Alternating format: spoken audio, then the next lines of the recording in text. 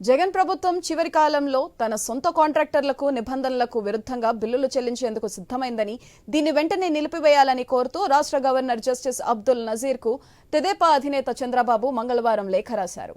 రుణాల కింద 4,000 కోట్లు, బాండ్ల ద్వారా 7,000 కోట్లను ప్రభుత్వం సమీకరించిందని, వాటిని డీబీటీ పథకాల లబ్ధిదారులకు, ప్రభుత్వ ఉద్యోగులు, పంచాయతీలకు, ఆరోగ్యశ్రీ నెట్వర్క్ ఆసుపత్రులకు చెల్లించకుండా అనుకూల కాంట్రాక్టర్లకు ముట్టించేందుకు సిద్ధమైందని ఆరోపించారు.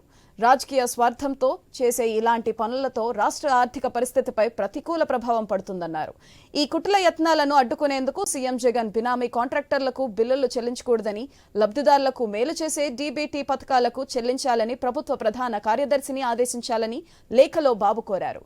ఎన్నికల కోడ్కు ముందు కాంట్రాక్టర్లకు పెద్ద ఎత్తున నిధులు విడుదల చేశారని, అదే సమయంలో పలు డీబీటీ పథకాలకు సీఎం జగన్ బటన్ నొక్కినా లబ్ధిదారుల ఖాతాల్లో డబ్బు జమ చేయలేదన్నారు చంద్రబాబు. గవర్నర్కు రాసిన లేఖను కేంద్ర ఎన్నికల సంఘం, రాష్ట్ర ప్రభుత్వ ప్రధాన కార్యదర్శి, ఆర్థిక శాఖ ముఖ్య కార్యదర్శికి సైతం పంపారు.